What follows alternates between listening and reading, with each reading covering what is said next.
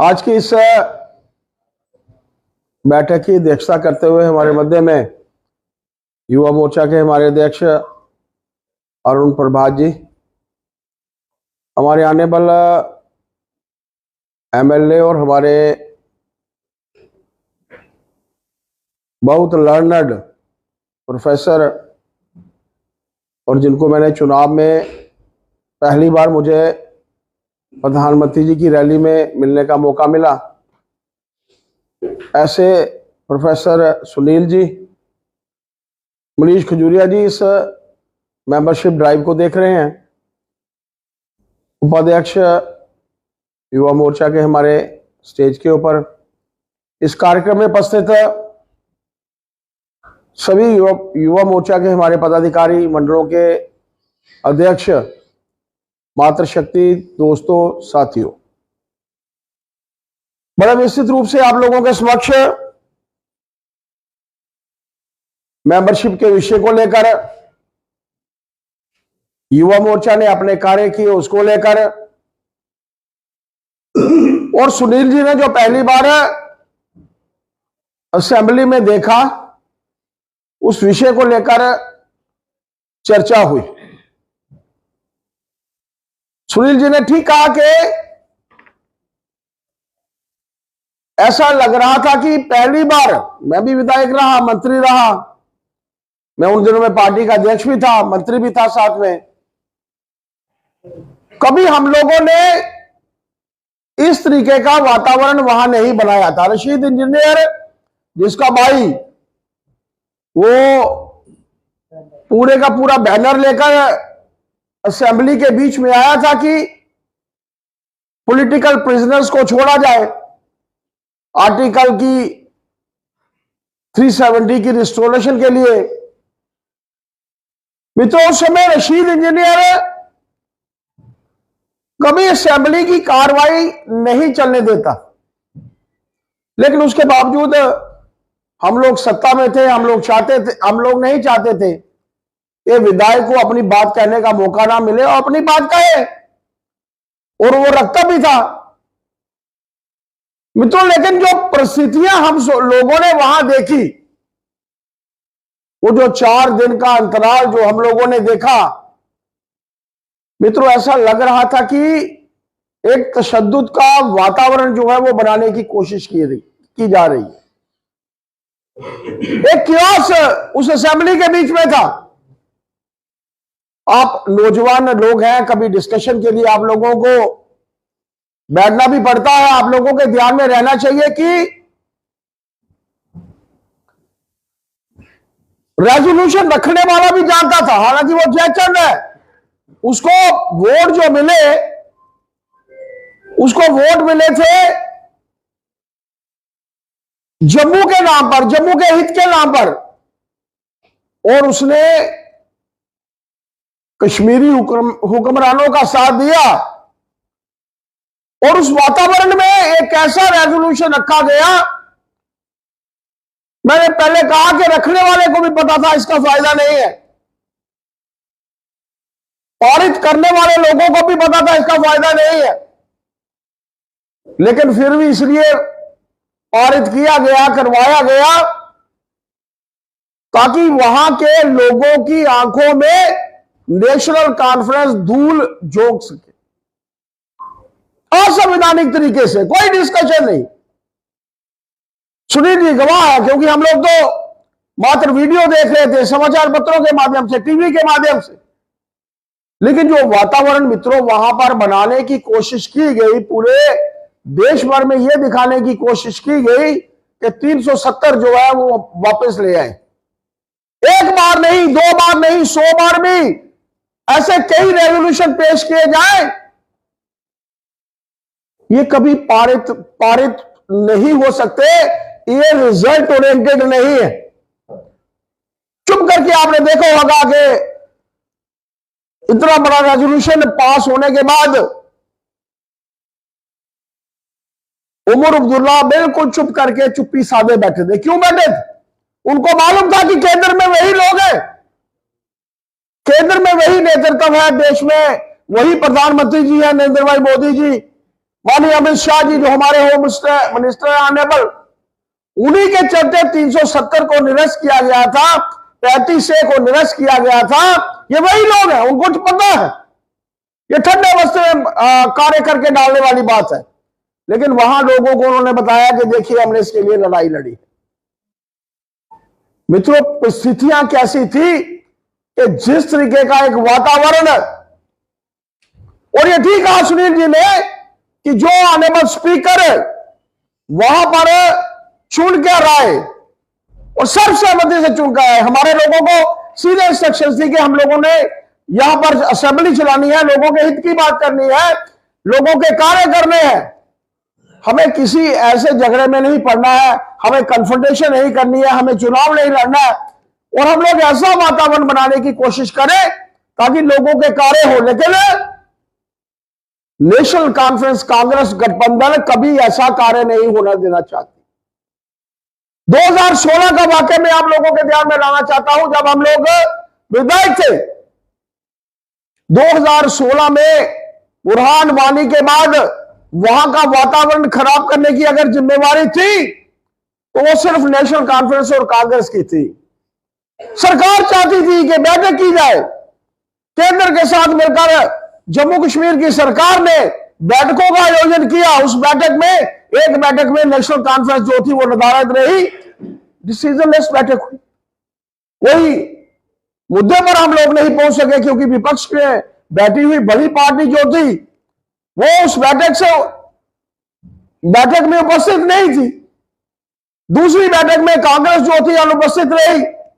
यानी वो वातावरण उस वक्त अगर खराब हुआ 1-1.5 साल का, तो उसके पीछे कौन थे? यही नेशनल कॉन्फ्रेंस और कांग्रेस। और आज कांग्रेस को भी अपना स्टैंड जो है वो बताना पड़ेगा कि पूरे देश भर में 370 के नाम पर राजनीति करने की कोशिश कर रहे हैं ये लोग।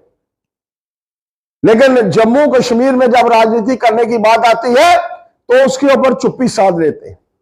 देश भर में कहते हैं कि 370 वापस नहीं आनी चाहिए, लेकिन जब यहां बात करने की बात आती है तो ये कहते हैं कि जो नेशनल कॉन्फ्रेंस ने किया वो ठीक किया।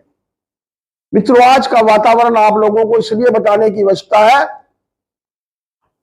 कि ये वातावरण खराब करने की कोशिश हमेशा से नेशनल कॉन्फ्रेंस ने की है।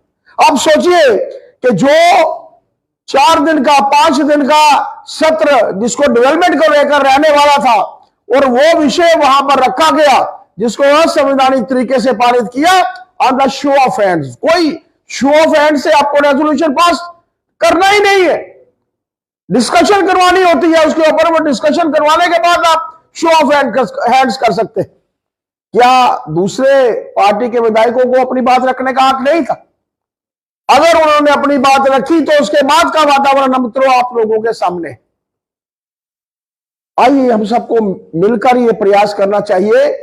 और नेशनल कॉन्फ्रेंस कांग्रेस की जो नीतियां हमेशा से इस प्रदेश के विरुद्ध रही है, 1953 से लेकर आजादी के बाद तक से लेकर जब 370 हमारे ऊपर थोपा गया था तो उसके बारे में कहा गया था कि ये एक टेम्पररी प्रोविजन है। और जो टेम्पररी प्रोविजन है घिसते घिसते घिस जाएगा। अब वो घिस गया है तो क्या परेशानी है? मालूम है कि इसका वापसी जो है वो कभी नहीं होगी। 370 हटने से किन लोगों को फायदा हुआ था? 370 हटने से, 35A हटने से हमारी मातृशक्ति को फायदा हुआ था। कोई हमारी बहन, कोई हमारी बच्ची जिसकी शादी इस प्रदेश के बाहर होती थी उसका हक छिन जाता था, राइट ऑफ प्रॉपर्टी जो था वो छिन जाता था। 370 हटा, 35A हटा तो उनको हक मिला। वेस्टर्न पाकिस्तान रिफ्यूजी जिन्होंने जिंदगी में कभी एमएलए के लिए वोट नहीं दिया था, कोई कैंडिडेट खड़ा नहीं हो सकता था, इस बार पहली बार एक विधान एक निशान एक प्रधान के अंतर्गत जो चुनाव लड़ा गया, वेस्टर्न पाकिस्तान रिफ्यूजी ने पहली बार वोट डाला था। गोरखा समाज के लोग एमएलए में वोट नहीं डाल सकते थे, एमपी में वोट डाल सकते थे। वाल्मीकि समाज के लोग जिनको महाराजा ने पंजाब से लाकर सिर्फ इसलिए बसाया था कि यहां पर सफाई कर्मचारी का काम कर सके, नौकरी नहीं कर सकते थे, सिर्फ सफाई कर्मचारी का काम कर सकते थे। मित्रों, ये विडंबना थी और इस विडंबना को दूर किया हमारे देश के प्रधानमंत्री जी ने। इसको दूर किया हमारे देश के यशस्वी honourable home minister Amit Shah ji ने, जिनके चलते 370 निरस्त हुआ, 35 से निरस्त हुआ। ये आज एक इतिहास का हिस्सा बन चुके हैं। ये आर्टिकल्स जो है आज इतिहास का हिस्सा बन चुके हैं, इतिहास के पन्नों में गुम हो चुके हैं, बाहर नहीं आएंगे। लेकिन मंशा बताने की आवश्यकता इसलिए है कि आज इस प्रदेश में भी वो जयचंद है जिन्होंने जम्मू के हित के लिए जम्मू से वोट लिए, जम्मू के डेवलपमेंट के नाम पे वोट लिए, लेकिन जम्मू की डेवलपमेंट ना हो इसके लिए भी उन्होंने पूरा कार्य किया। किसने रखा? एक यहां से चुना गया नेशनल कॉन्फ्रेंस का विधायक, उसने जो था वो रेजोल्यूशन रखा और उसके ऊपर डिस्कशन करने के लिए, सेकंड करने के लिए कश्मीर से हमारा विधायक, नेशनल कॉन्फ्रेंस का विधायक। इसलिए मित्रों, इस विषय को आप लोगों के ध्यान में भी, हालांकि कोशिश पूरे तरीके से कोशिश की हमारे प्रोफेसर साहब ने भी, वो आप लोगों के ध्यान में भी आया होगा, लेकिन कहां भी आप लोग डिस्कस करते हैं, डिस्कशन करते हैं, तो आप सबके ध्यान में भी रहना चाहिए कि कहां हमको अपनी बात कहनी है। मित्रों, आज मेंबरशिप के माध्यम से, और आज जरूरत भी है, जिस तरीके का एक वातावरण हम लोग बनाना चाहते हैं कि कितनी मेंबरशिप हम लोगों को करनी है। और अभी मैं बातचीत करते हुए बाहर गया था, माननीय प्रभारी जी का फोन था, माननीय तरुण चुग जी का, और उन्होंने हमें बताया कि हर जिले में कम से कम, हर कॉन्स्टिट्यूएंसी में, ये अब चूंकि विधायक जी भी हमारे बैठे हैं, वहां भी ये प्रयास करेंगे, हर कॉन्स्टिट्यूएंसी में 300-300 कार्यकर्ता कम से कम वो होने चाहिए जो मिनिमम 100 मेंबरशिप जो है वो करे। मिनिमम 100, वो ठीक है, उसमें नौजवान भी होंगे, मातृशक्ति भी होगी, ओबीसी भी होंगे, सेल्स के भी होंगे, पेरेंट बॉडी के भी होंगे, लेकिन आप भी अपना टारगेट जो है अलग से बैठकर फिक्स कीजिए। और आज जिस तरीके से आप कह रहे हैं कि आगामी आने वाले समय में आप लोगों को रिप्रेजेंटेशन भी चाहिए, तो अब तो वो हो नहीं सकता कि पिछली बार जब हम लोग कह रहे थे कि मेंबर पार्लियामेंट का चुनाव था, लोग वोट डाल रहे थे, मनीष खजूरिया जी ने बोला मैंने आपके लिए 18,000 वोट डलवाए, मैंने सोचा डलवाए होंगे। अभी आपने कहा कि सत शर्मा जी का रेफरल कोड करो, मैंने कोड से पहले, मैं वैसे एग्जांपल दे रहा हूं, मैंने कोड से पहले देखा अपना, मेरा कोड में कितने रेफरल थे, वो 8 थे। अभी फिर मैंने चेक किया जब मनीष जी मेरा नंबर दे रहे थे, तो अभी भी 8 है, तो इसका मतलब कोई नहीं हुआ। तो ये चिंता का विषय है भैया। आपके अध्यक्ष जी कहेंगे कि मैंने कर दिया काम, देखो महाराज 10-12 हजार कर दिया, मैं भी ऐसे कहता था पहले, ठीक है, लेकिन जब मैं वेरीफाई करूं, अब तो वेरिफिकेशन है, मनीष खजूरिया वहां डालेगा, अरुण प्रभात सिंह कितने हो गए जी?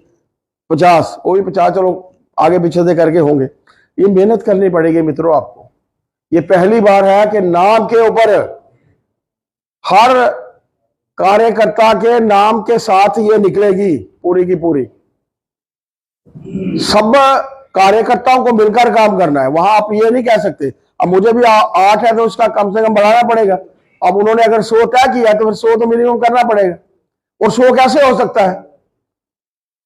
कैसे हो सकता है 100? या तो मैं प्रेशर करूं किसी के ऊपर, तो या फिर मैं घर घर जाऊं, वो मुझे जाना ही पड़ेगा, there is no other alternative.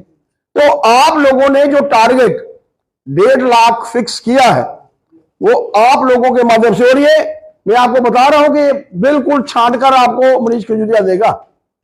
जो मैंने कल की बैठकों की हालत देखी ना, वहां से बताया जा रहा था इस जिले में इतने हुए, इस जिले में इतने हुए। अब जिला वाइज में नंबर मेरा है, सपोज मेरे नंबर का निकालना है मुझे, मैं किस नंबर के ऊपर कितने हुए हैं, 50 हुए हैं, 100 हुए हैं, तो मेरा नाम भी आ जाएगा वहां पर, सत शर्मा के नाम पे इतने हुए। तो इसलिए मेरी आप सबसे प्रार्थना है, अब टारगेट फिक्स किया है हमारे पूर्व अध्यक्ष जी ने, तो पूरा तो करना ही है। तो जब पूरा करना है तो इसके लिए आप लोगों को भी जो है वो मेहनत करनी होगी। अध्यक्ष जी हमारे बड़े जुझारू अध्यक्ष हैं, बड़ी मीटिंगें आएंगी, अभी आप और मीटिंगें लेते रहेंगे, आप क्यों चिंता कर रहे हो? नहीं, क्योंकि मेरे, आप समझे नहीं, मैंने कहा इस टीम के साथ क्यों है, टीम को क्या हो रहा है? हाँ? क्या हो रहा है टीम को? यही है टीम, ये चलेगी, आपको किसने कहा नहीं चलेगी? ये टीम चलेगी। आपने बहुत काम किया है, 5 वर्ष तक, 4.5-5 वर्ष का अंतराल आप लोगों ने काम किया है, बहुत अच्छा बढ़िया काम किया है और आप काम कर रहे हैं, काम करते रहिए। मैं ये नहीं कह रहा कि आप 35 से 36 साल के हो गए हैं, आप उससे कम ही हैं, नौजवान कम ही होता है, अच्छा है, बहुत बढ़िया है और बढ़िया वातावरण में आप लोगों ने काम किया है, बहुत बढ़िया बढ़िया कार्यक्रम। शायद आप, जब मैं पार्टी का अध्यक्ष था, शायद उस वक्त आप महामंत्री थे, तो महामंत्री के तौर पर और इनके अध्यक्ष और इनकी पूरी टीम ने मिलकर, राष्ट्रीय अध्यक्ष माननीय अमित शाह जी पहली बार जम्मू कश्मीर के दौरे पर आए थे और उस दौरे के ऊपर, दौरे में बिल्कुल पुल के ऊपर से एक फोटो खींची गई थी मोटरसाइकिल स्कूटर्स को लेकर, और उसकी जो पीछे वाली टेल थी, क्योंकि अगर आप वुमेन कॉलेज के वो जो ऊपर वाला वो पुल बना हुआ है, पुल के ऊपर आप खड़े हो जाए तो आपको टेल जो है सतवारी में नजर आएगी, तो वो फोटो के ऊपर मोटरसाइकिल स्कूटर की जो टेल थी वो बिल्कुल वहां नजर आ रही थी। और आप सोच सकते हैं कि वो 3 दिन के अंतराल में वो फोटो दिखाकर ही हम लोगों ने निकाल दिए।